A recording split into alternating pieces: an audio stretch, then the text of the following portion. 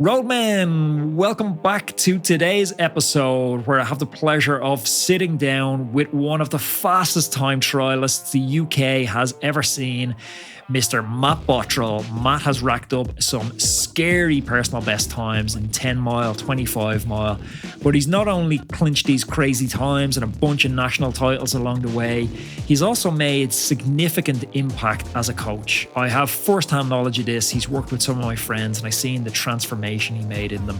He guides both elite competitors and just enthusiastic amateurs to new heights with his cycling coaching. But today I have a different goal. I attempt to demystify time trial. I want to deconstruct it all. What kit should you wear?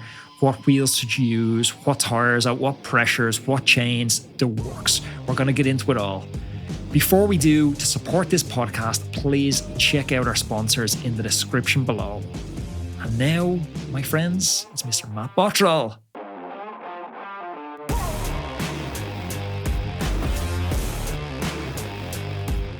Matt Bottrill, welcome to the Roadman podcast. Oh, thank you, Anthony. I've been watching the show for a while, so I feel more than honoured to be on. You've had some very selected guests, so to be invited to do this is quite overwhelming, really. It feels a bit surreal. It's a pleasure. I'm a huge fan of yours for years. I've always loved time trial. It's something I really connected with. I don't know if it was watching the Tour de France growing up with my dad and that kind of dominance of that in-Geraint period where it was so time trial centric that I just grew up with this romance around time trial. And then as soon as I got into cycling myself, I just sought out those experts. And I've been definitely following you afar, and some of those times you've been putting down through the years are just breathtaking. Yeah, no, it's been a good journey for me. You know, like my journey is probably similar to yours. Like I remember watching, it was actually Greg Amond who obviously had on the show. I remember him winning a tour winning a tour with that famous time trial. And I think that was like my hook, really. You know, like I just thought, I love all these crazy bikes. And at the time, I was quite hyperactive at school, so I was hanging around with a lot of people. Well, the wrong people, I'd say. And it was my granddad just said to me one day, look, you've got like this, you've got all this energy. You need to start channeling it into something. And I just started. I went to the cycling touring club to start off with, and then before I knew it, I was joining my local race team within like 2 years. And the first thing I did, like most people, 10-mile time trial. And I just loved that freedom that it gave you. You know, like obviously you got riding the bike, but then you put a clock involved with it. It was, it gave me the hook. You've put down some incredibly fast times. Like I've put down a few times that I'm proud of, but I've never had seasons where I've totally focused on time trial. Like the best times I put down was probably when I was riding the bike full time, and then I'd come home and jump into a TT. Like I've gone low 50s for a 25 miler, but I've never broke the 50-minute mark. But any idea how many times you've broke the 50-minute mark? Oh, quite a few. I'd think probably over like 20 times, I'd say. Obviously, I think you've got it probably a bit harsher, like where you live, like with the road surface, because that's the key part to going fast. Obviously, the fastest I ever did was like 45, 43. That's insane. I've done a team time trial slower than that, and I think I averaged over 400 watts that night. Yeah, it's kind of like it was back in like 2014. I never really went out to break comp record. I was just in like the form of my life, and it was the last time trial of the year that I was going to ride, and I just thought, right, I'm going to try and break comp record today. Obviously, it was a nice course to be able to do it on, but I just remember the last couple of miles, you're just trying to get it all out, just absolutely annihilating myself. But yeah, it is a great feeling, you know, like when you're traveling at those speeds. I think the art of time trialing, it's just like mastering your pacing. And it was like by the time I got to like 2014, I learned the art of it. And I think that's the journey that most people need to get on, really. It's understanding now how you optimize like speed, power, and aerodynamics. And I was quite late in my career when I'd say that I discovered that. So it was good. Well, that's what I want to try and deconstruct today, is exactly like you said there, the art of time trialing, because it is multifaceted. You know, we've the bike, we've training, we've pacing, we've kit, we've fit. So we'll try and uncover and unpack as much of that as we can. Let's start it off on the bike. There's not an objectively fastest bike, but what are some principles what makes a fast bike? Especially like nowadays, is it's trying to interact like like your wheel set with the frame alone. Really, like if you look at like all today's modern bikes, like we look at like all the brands, the margins are going to be relatively small. What we're generally seeing now is you're seeing like forks are going like a lot wider. The rear stays getting wider, but then we're able to like interact like the wheels with them as well. So rim shapes are like now evolving. Like you never think that we'll be on like 28 mil tyres really. I remember doing TTs on 19s, like 140 psi on 19s. Absolutely. I always remember like I'd always save like 160 psi for the national champs. Like, I'd always ride 120, but for the national, I'd always put them up to about 160. What we're also being able to see now is it's just like the integration of like cockpits onto the bikes themselves. It's quite funny, really. Like you look at like all the pro bikes, and like now we're seeing everybody's going for like the smaller frame with like the highest stacks. Like for the pillars. Filippo Ganna look. Yeah, and it's like I was doing like that 10 years ago, but now it's kind of like everybody thinks that it's like no. But that's where a lot of it is coming from. Like when we look at like the frame sets, the margins of them are relatively small, but a lot of it is coming from like the cockpits we're now able to fit onto the bikes and the interaction with the wheels really.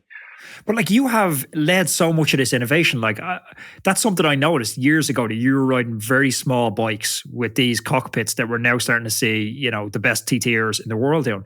It almost reminds me, it's like Aubrey-esque that you're leading this innovation in time trialing for like a decade plus.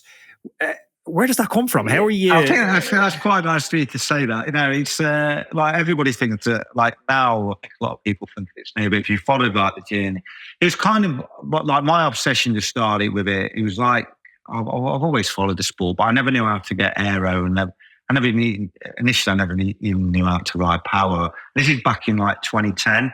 I remember I rode like the national championships. It was national 25. Michael Hutchinson won that day, and I wanted to be. My goal was always to beat Hutch. He was like this nemesis that I had for like years. But then I ended up finishing third, and a guy called Mark Colton beat me. And I was like, "How the hell has this dude done this?" I used to put like 2 minutes into him. He beat me by 20 seconds, and then I learned at that point that he'd been to the wind tunnel. He'd learned how to train and optimize like his pacing strategy. So I thought, right, I either quit the sport now, or I've got to get onto that journey. And it's like at the time, like I'm a postman at this point. I was a postman for like 18 years. I had no money whatsoever. Like me and my wife just bought a house, got no cash. So I just thought, right, what are we going to do? So I reached out to a guy called Bob Tobin at Cycle Power Meters, and I just said, look, everyone's starting to ride with power. Is there any chance you could sell me a power meter? But I can't really afford to buy one. Could you do me one in trade, or have you got a second hand one? Because back then, like a power meter, even for a wheel, was like $1,500. If you wanted an SRM, it was like 3,000. Well, here's a funny story actually to jump in on this one. I got my first power meter. It must have been 2008, 2009. I was in university. It was an SRM. I think it was €3,000. And obviously, as a student, I didn't have €3,000. So I went to the bank and I told them I needed a car to drive in and out to university. I had to submit all my university registration forms and everything. And I took that full 3,000 and I went on to Cycling Power Meters as well and bought myself an SRM. It's crazy, isn't it? Like you just like you blew your mind. But then like probably like you, I got this power meter. Like Bob agreed that I'll do your deal on it. And I got it, and at that time, like the software, like Training Peaks was just on its way then, I guess. I didn't know what to do. Just like this number, like this, it was on an SRM device, just generating like these numbers. I didn't know what it was doing.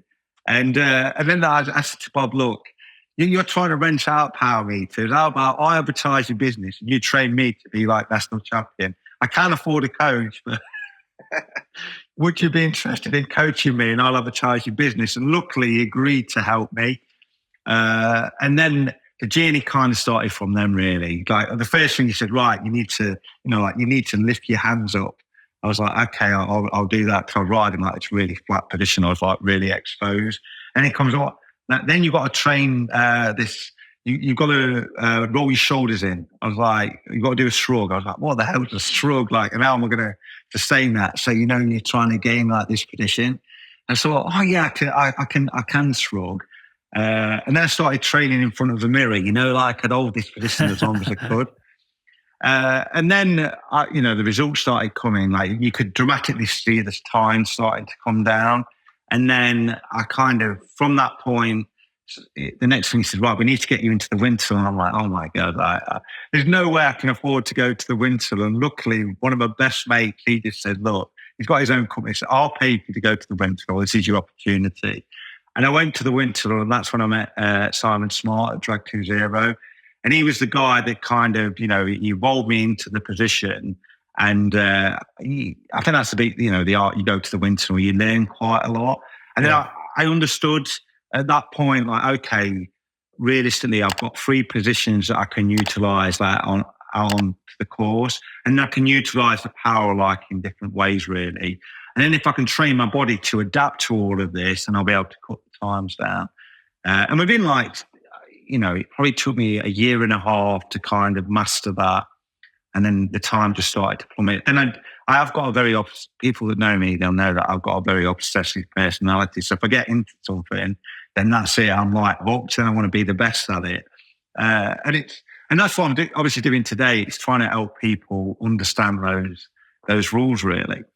So if you were starting now with all the knowledge you have, so you've all the knowledge, but you're just starting the journey again, what bike would you be going with? What time trial bike? I'd always have to be on a Giant. Yeah, you've loved Giants for so long. Yeah, no, I do think that, like, seriously, I always, like, when I got a contract with Giant, it was like my always like my dream bike, and then to be able to ride for Giant was like amazing. Like Giant they've always offered value for money, but they've always invented like some amazing products, haven't they? I think what people miss out a lot of the time, they make bikes from, like most bike manufacturers. So I think like the Trinity is stood the test of time, really. And I've been with Giant now for like 13 years. I've been brand ambassador for them, I guess, and helped them out with like obviously different projects. But yeah, I think that Trinity is and always will be the value money for the. It's a great start for anyone getting into time trialing, really.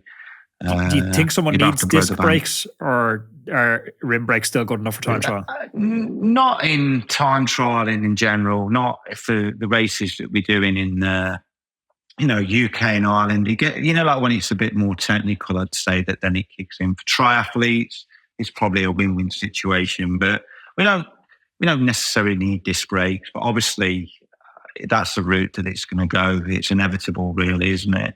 Like I think the taking away the braking, I think the nice thing that disc brakes brings into the bike, it just brings a bit more stiffness there. Do like when you're climbing, like you sometimes get the forks, you'll get a bit of flex from like the front wheel.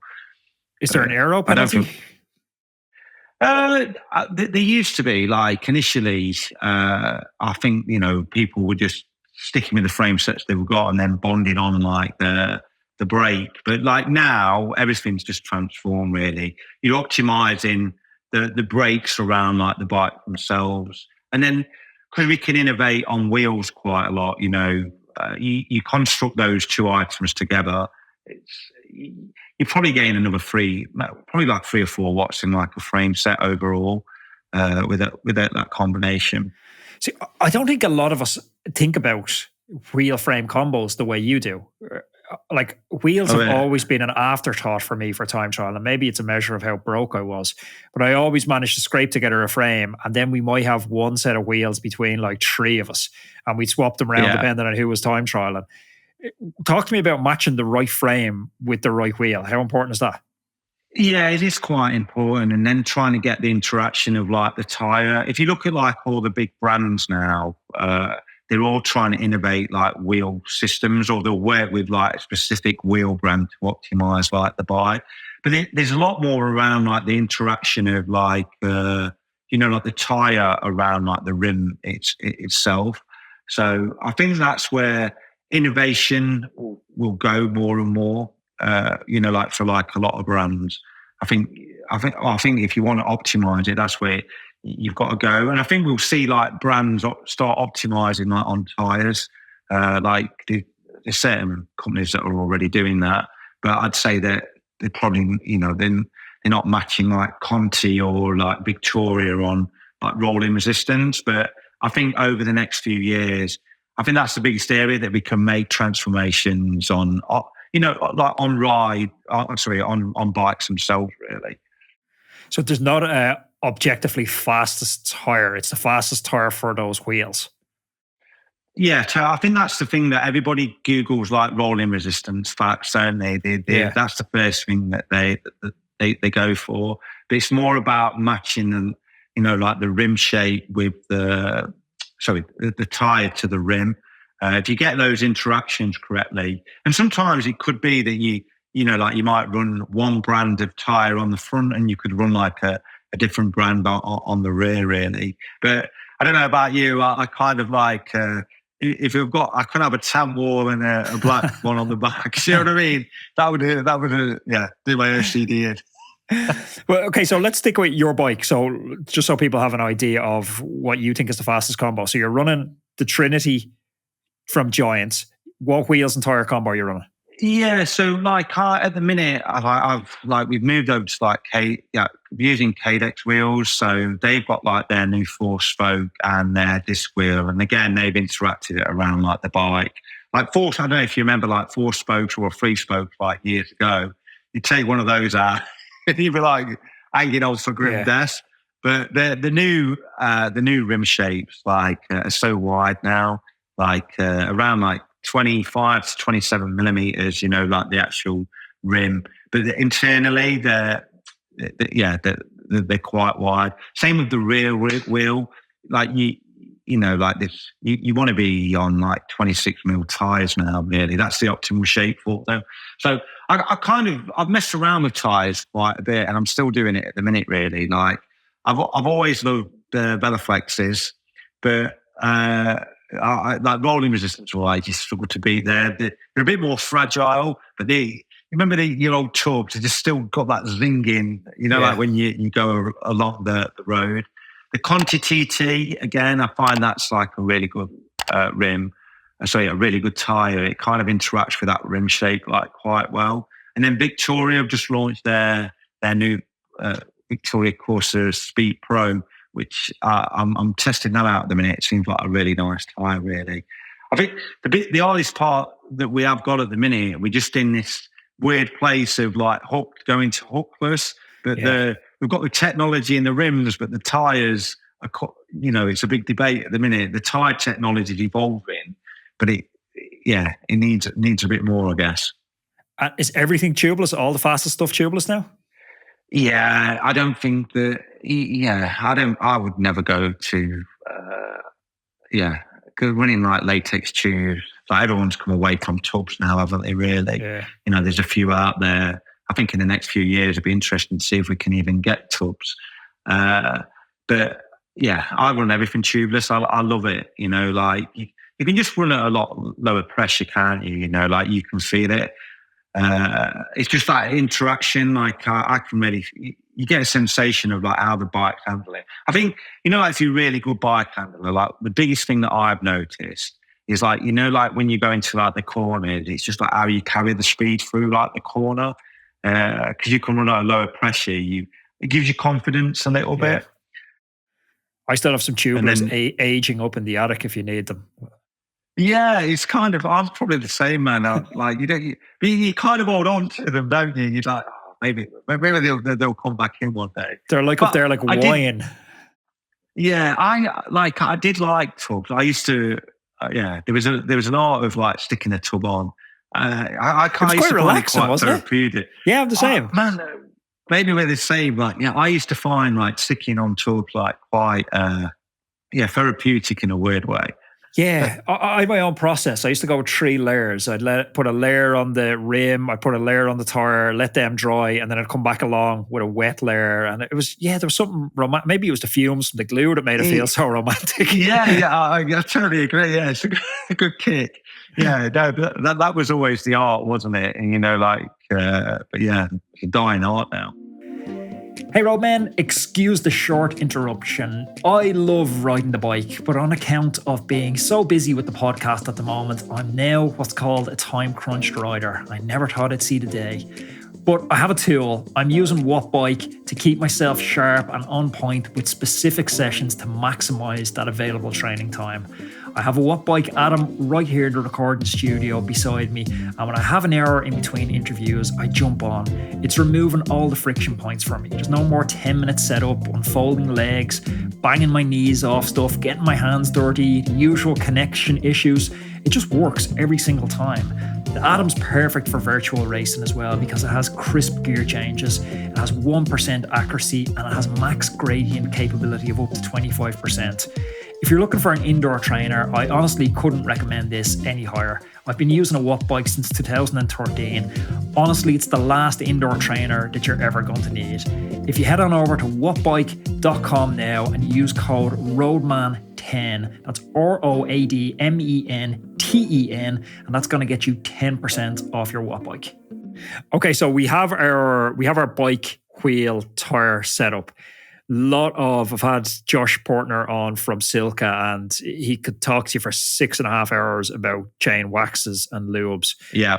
We're not going to get that bogged down in it, but what's your drivetrain setup going? Are you going oversize pulleys?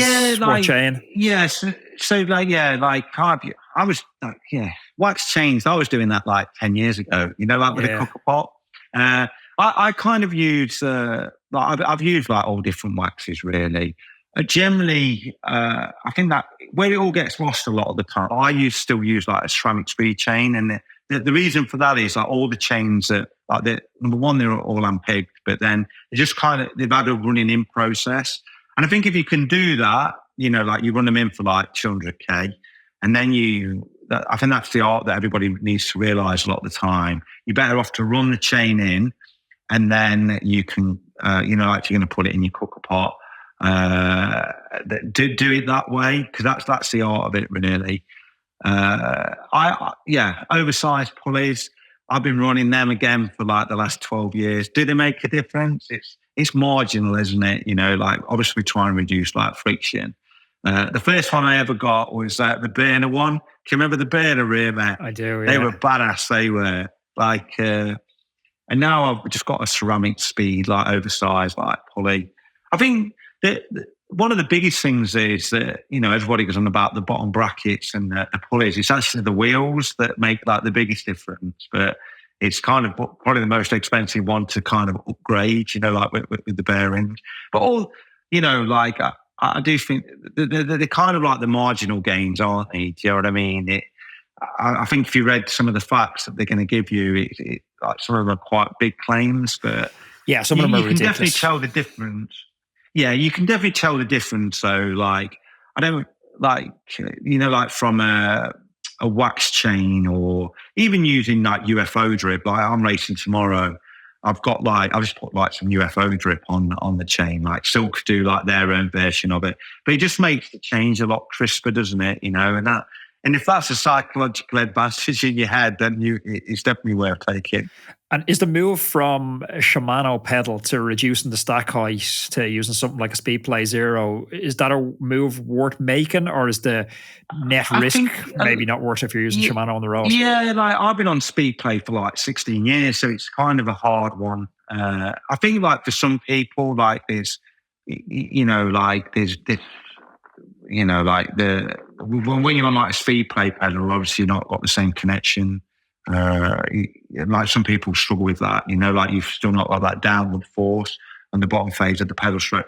In terms of aero, a lot of the time is you might gain 2 or 3 watts by dropping that stack. Because if you drop your back angle, you drop 3 or 4 mil, then you'll make a gain. It's probably it's an interesting one, really. It's probably the biggest one that I have to kind of correct when people have been to the winter and all. Like, they do go and do like this aero test. And we all know, like, if you drop your back angle, you drop like your front end, generally you're going to make like performance gain. But it kind of like there's a biomechanical disadvantage to it a lot of the time as well. So, but with the speed play pedal, yes. And generally what it also means is that with the speed play cleat, you can get the cleat further back.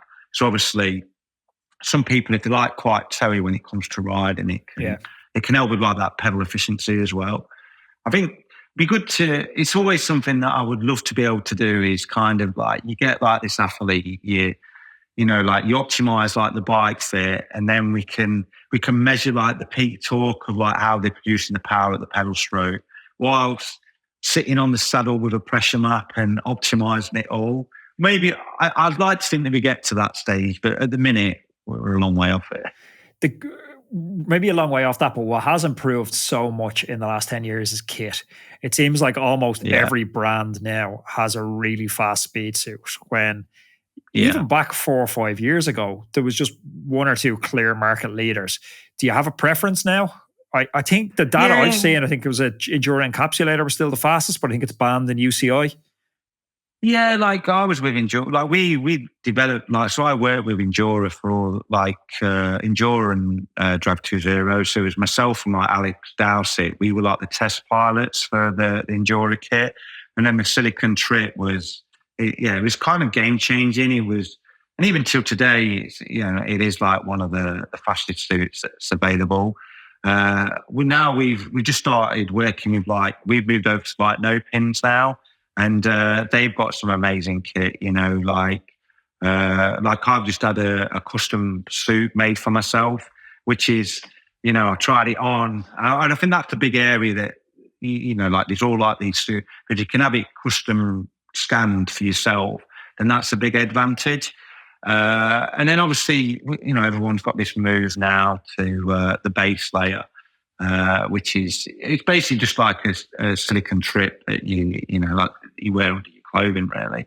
So it's trying to get the air to attach to you in a much better way. And if you look at like all the fast suits, that like ultimately you want a suit generally, unless it's an indoor velodrome where we can take like a different, it's so much more control, where in the real world, like we're going to be riding at different speeds and different yaw angles. And that's the suit that kind of works, really. So if you're buying at your own cash, non-sponsored right now, what suit are you buying? I'd buy the no pin suit for value for money and the speed. I think you're going to struggle to beat that. I'm not, it sounds really biased, like I'm on about like brands, but it's tried and tested. So go that way, and they've got a different array of suits at different price points. There's some crazy suits out like that there now, like some of the quotes that I get given a mad read. I think you spend like £6,000-7,000 if you've got it. But seriously? Like this, I think like this brand like Vortex and Asos have just launched like theirs, but you basically can have like a wind tunnel test and they build you a suit, and you get like two suits. I think it's £7,000. All that, like we've talked about bikes, we've talked about kit, but like you could spend your 7,000 and none of it matters if you don't know how to pace. It's bringing it back to the very start of the conversation. You said it took you so long to finesse that. That's just repetition, I think, isn't it? You need to be getting out there, putting in effort after effort at race pace. Yeah, totally. And that's when it comes to like body position, like 85% of the drag is coming right from the athlete. Do you know what I mean? And if we can cheat, like, realistically, like you brought like your new bike, the art of it, testers are always the worst. Like majority of our clients now are triathletes. We work with 80% triathletes, or the youngsters that are trying to make it as professionals. And you've got all these time trials, I think they know better, and they try and copy positions. But you like trying to optimize like your bike fees, like it's a key part, really. And now we've got like all these, like you've got all these custom front ends. You can cheat the position, and then that'll help you pace in a much better way. You can just sustain it with like all this new kit that we've got, and that's the art of it, really. Once you understand how to master this position, then you can utilize it out on the course. And it's really interesting that when you ask people about like the pacing strategies and you go, well, how do you pace a time trial? And they always go, into the headwind, I hold my best position. Okay, that's great. But what do you do when you go into the tailwind? Still trying to hold my best position. But it's very hard. Do you know, like everything I've always learned about like pacing is into the headwind. You've got to hold a reasonable position, but power is the most important part. You know, like I always call it a medium position. You know, like it's not full shrug, it's not full head torque. You're trying to push into like the headwind. And then when you come to like, so say if we're averaging 300 for this race, and ideally into the headwind, we want to push like, we want to go like 315, 330 if we can. Then what's going to happen is as soon as you make the rotation into the tailwind section, then you can utilize the position. You utilize the position a lot more. And it's trying to get on top of the gearing as well. I think that's the art. Like I can guarantee if I do a time trial, like now I'm going to race tomorrow. I'll probably do like 325, 330 watts. I used to be able to do 400, so it's a different outfit. But I kind of take so much time out of people into the tailwind because, like, what I'm always trying, I'm holding my best position, but then I'm really thinking about how I'm activating through like the pedal stroke. Because what a lot of people do is they'll start to like lift up, you know, like they're not really fit processing anything. So I always kind of drop my heels a little bit more, push back into the saddle, and then really try and keep on top of the gear. And then it's the same when you always got to look at like how the pros ride. Really, it's like why do they ride so quick? When they're going downhill. Again, you can do like surges in pace. So I used to call it a 10-3 drill. I used to do 10 seconds on, 10 seconds on, 3 seconds off. And all I would do is all my best position, pedal for 10 seconds, freewheel 3 to 5, depending on how fast I was going. Generally, you go above like, it's probably like 55 kilometers an hour. It's generally not worth putting that amount of effort into it. And then the idea is that as soon as you hit like the flats, you can kick into like, if you're averaging 300, you can click into like, you know, like your threshold pace really. And go on. Yeah, it's interesting, that pacing strategy, because it's the exact same pacing strategy when I talked to David Miller that he said he won the Commonwealths with. He said everyone went out with this linear pacing strategy. He went out into a block headwind and he said he absolutely emptied the tank into that block headwind. He basically looked at it like a finish line. And then he turned into that tailwind. And he said that his advice was the newer generation at the time didn't understand the difference between power and speed, that they thought they could have a higher average power would win them the race. And he's like, well, bikes only go so fast. You can only go 60k an hour on the way home. You can't go 90, you know. So he didn't need much power left to get that speed. Roadman, I'm going to date myself here, but I've been riding the bike for almost 20 years. And in that time, I've cycled through every cycling apparel brand out there. And I kept swapping out different apparel brands each season until I found LeCol. There's something really different about LeCol. And as soon as you slip into the gear, you notice it feels different. It feels better. I've had the pleasure of chatting with Yanto Barker on the podcast. He's the LeCol founder. And his dedication to crafting the fastest, most refined cycling apparel out there, it's nothing short of inspiring.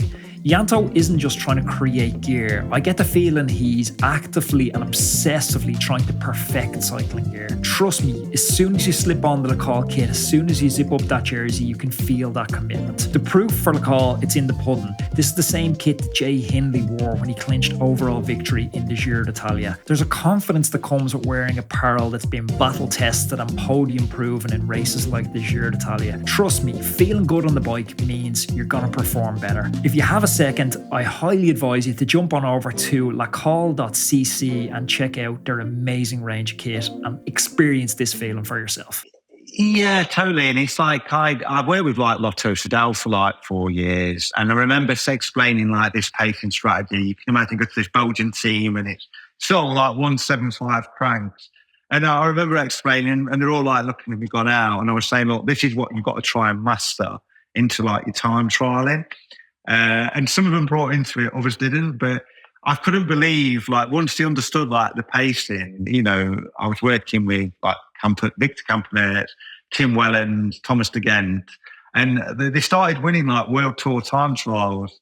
It was like amazing to see, but they just learned this art of pacing really. And I think that everybody's got, like if you listen to this, you think, how do I improve my time trialing?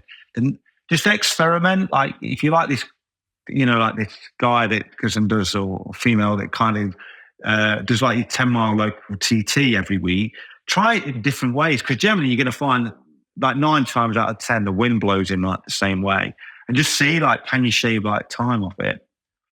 What's your prep like for, say, tomorrow? You said you're doing a time trial. Like, what apps are you checking in advance to figure out wind directions? Are you using things like My Best Bike Split to figure out pacing?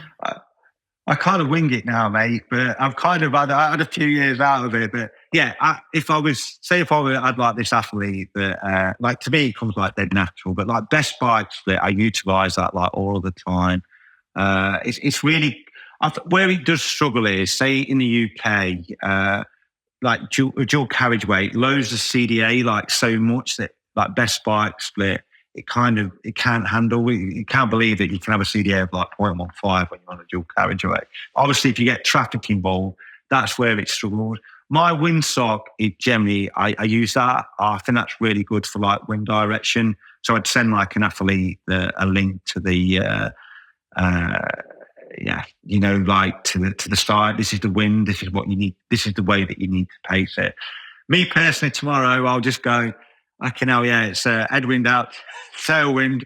I'm going to try and hold like this power, but that's how we've always coached like people to kind of understand it. But what I've always done with Best Bike Split as well is it's like really good for getting like real time CDA. So it's got like, what I generally do is capture the athlete's file from the race, and then I chuck it into Best Bike Split, and then it'll look at like the CDA clusters, so I can look at like how they're pacing throughout the race. And then you can start to understand like, what is your real-time CDA?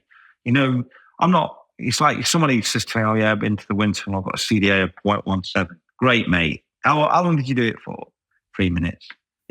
Let's have a look at how you pace in the real world. Well, you're coming out at like 0.2 here, you know what I mean? So you've got to try and utilize this 1 point CDA of 0.17 into like the real world.